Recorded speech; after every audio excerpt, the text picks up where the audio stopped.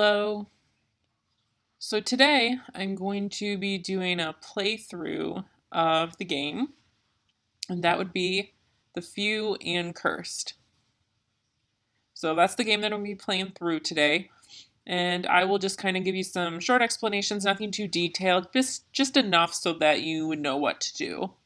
And then I'll just play for a little while, and it kind of just depends on where we go. If we make a big decision, then I'll kind of stop at that point, and then I'll set up a poll, and you guys can let me know, do you want to do this or do something else? So if I get enough answers collected, then I will make the next video and we'll see what happens from there. So it's kind of an experiment for me to see if you guys actually enjoy this or not. So we'll see.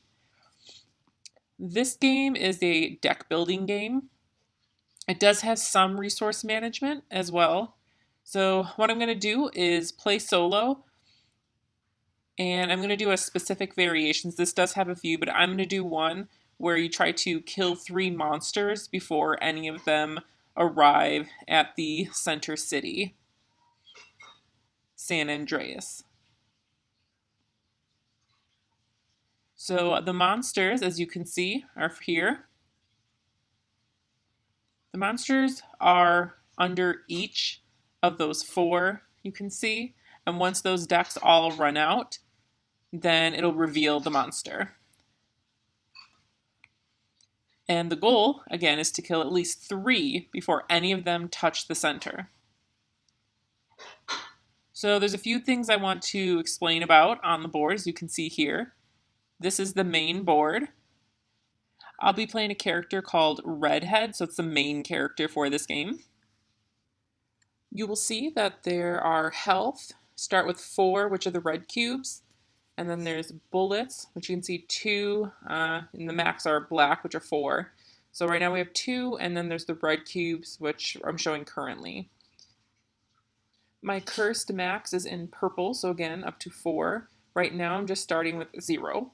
But it kind of just depends on how the game goes. You're trying to avoid getting above the 4, because then you will be cursed. As you can see on my card here, you'll see my current abilities.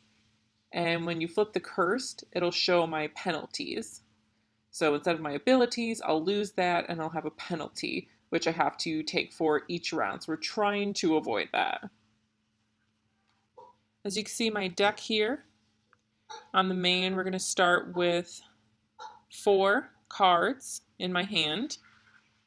And as the game progresses, you can buy upgrade cards, and you'll be getting them from that deck. So again, you can pick those and build your own deck and stack them. So my character is going to start in the center, again at San Andreas. And these are my grits, which are for VP points. And that goes all the way around the board. Now, as you'll see, there's 4 different colors in the corners of the board. Those represent artifacts, which are powerful things that you can collect during the game. And when you're playing solo, there's a specific time that you can lose some of those. So you're going to have to balance getting some and giving some away and just accepting that. All are face down, so I don't know what each of those represent. It's a surprise. Sometimes you're going to get lucky. And then we have cards here that represent what each of the artifacts are, so you can match the card for the different details. And as you can see, there's jobs. That's where you can complete jobs or sell resources like water. The water resources are like currency, for this game at least. And then this is what you want again, are the monsters. And then there's just your regular wanted, and that's like the store. And there you can buy resources, you can get benefits and things to support your character. And then they have 2 encounters. One is a regular, which is on the top, 1 regular encounters. And then on the bottom are the cursed, which are more advanced. And those have the skull symbol on them, which are special and they're a little bit more challenging. So now what I'm going to do is I'm going to draw 2 cards from the upgrades. And then I'm going to decide which one I want to add to my deck hand and which one I want to give away. So I'm going to pick. Okay, so it seems out of the two, one is a path to enlightenment. So that's beneficial for moving and also taking away my curse. Next to that is a plan B, which increases my attack points and also taking away curse. So if I'm taking a look at my hand, I have quite a lot of movement points and also curse. So I think it's probably more beneficial to get something more towards attack points. So that's the one that I'm going to pick instead of the movement one. So I will take that and add it to my hand, and I'll discard the other.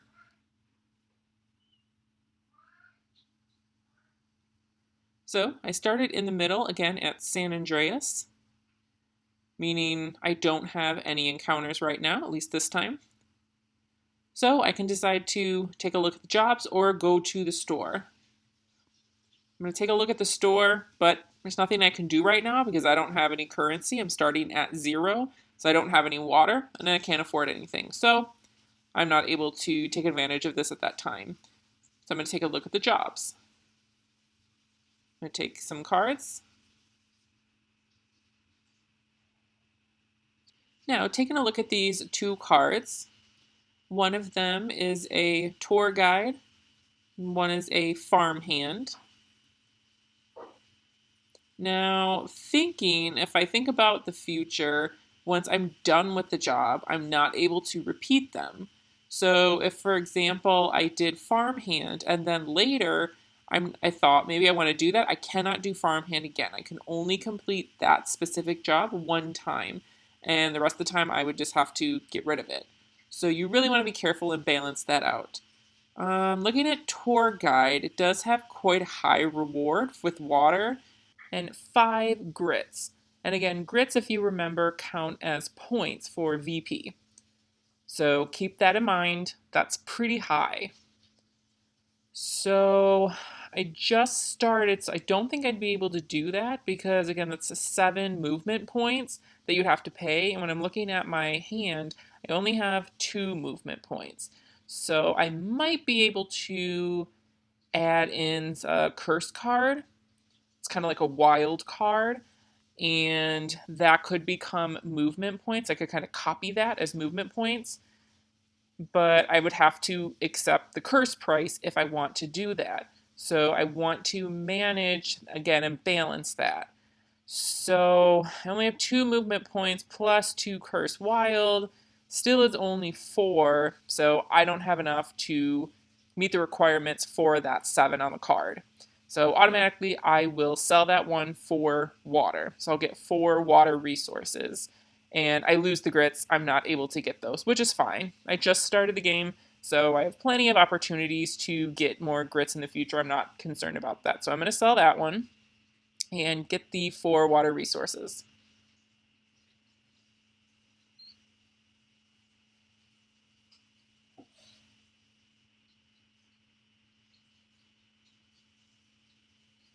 Okay, so now I have the 4 water resources, sold that one. So now I'm going to take a look at the farmhand. So there's 1 water, 1 grits, which is pretty nice. It cost about 3 movement points, which is pretty low, but still a good place to start early in the game. So 3 movement points, I think that's fine. I have 2, which would mean I just need 1 more, so I'll have to use 1 cursed. But remember earlier, I had that option of movement points, so I probably should have taken that instead of attack. But that's okay, I'll accept that. So I'm going to go ahead and move one of the cursed and pay for that.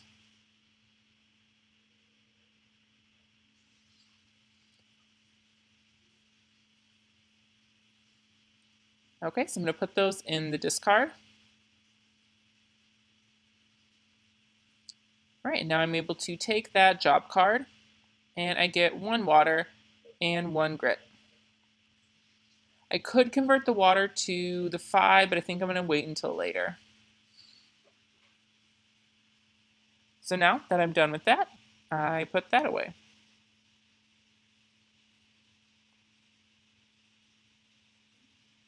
I can keep the job if I want. You don't have to pay now to complete the job. You can hold on to it.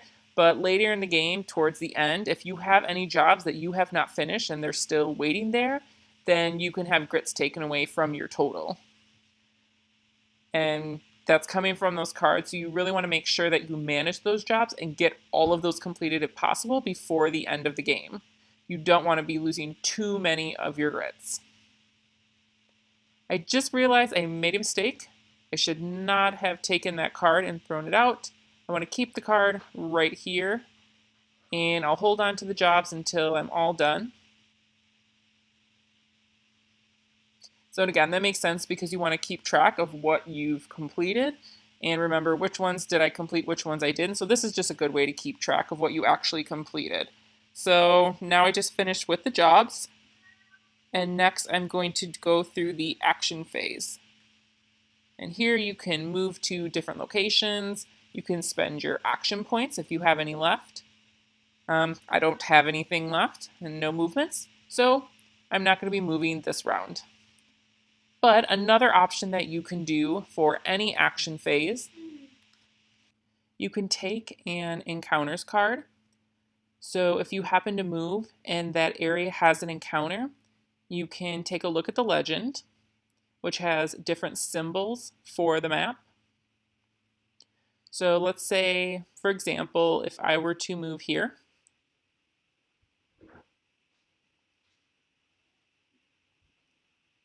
you can see 2 points, 1 attack as well.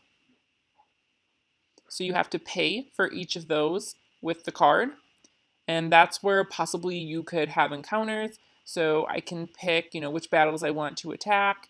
And you have to make sure that you're matching that location as well with that card. The card and location have to match. So where I am currently with the ruins, for example, I could take and match for that area. If I have enough attack points as well, you have to make sure that you can beat them. So you really have to balance out the cards to make sure you have enough points.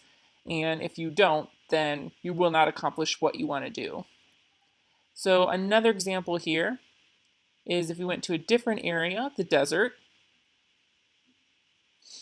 So you can see over here we have multiple deserts. But I'm going to go back to the center for right now because I don't have enough movement points. Another thing that you can do is one of your goals, obviously, is to get to the corners, but there's a lot of movements, so you want to try and get those artifacts. But again, right now, that's too far for me and it's still too early in the game, but that's definitely one of my goals that I want during the game.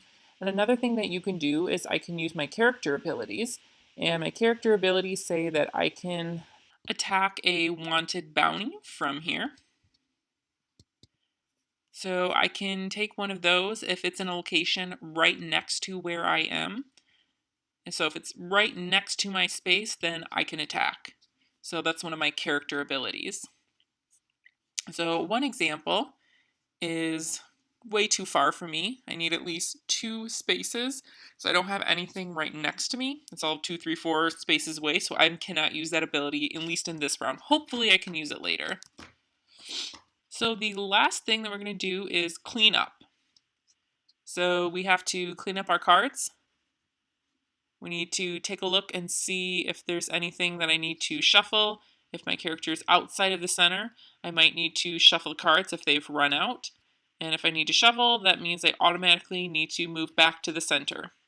So when you're traveling, it's going to depend on the deck. The more cards that I have, the farther that I can go, because I'm able to take more. Once that runs out, I have to shuffle and I have to move back to the center. So right now, I need to prepare for the next round. So I'm going to take a look at the cards. I already have my discard. I still have 2 cards left.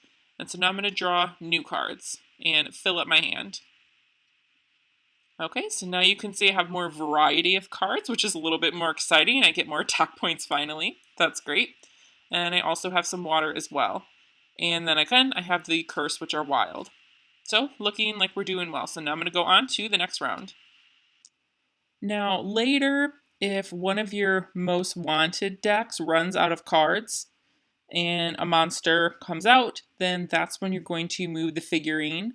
So you will move that. But at this point, there are no monsters, so we don't need to worry about that right now. So I'm going to go ahead and start the new round and pick 2 cards from the upgrades deck.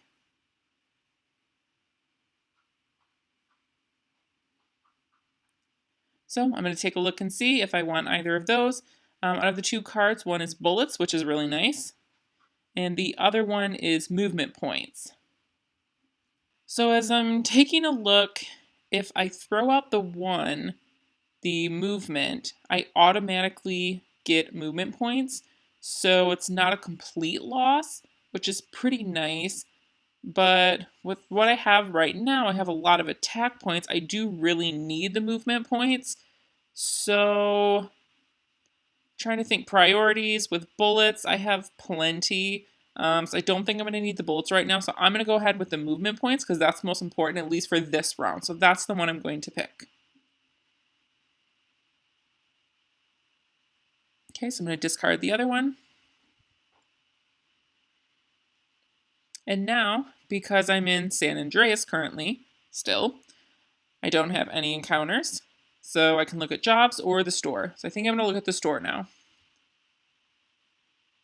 So I have 5 water.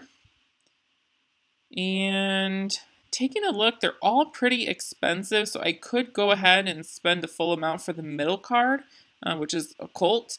But that would be helpful. Have less requirements for the bullets and attack. The other ones I can't afford right now. So pretty much the only option is the middle card. But I think I'm going to pass, at least this time. So I'm going to take a look at the jobs. Because right now I have a lot of attack points and I don't really need to spend anything right now. So let's look at the jobs.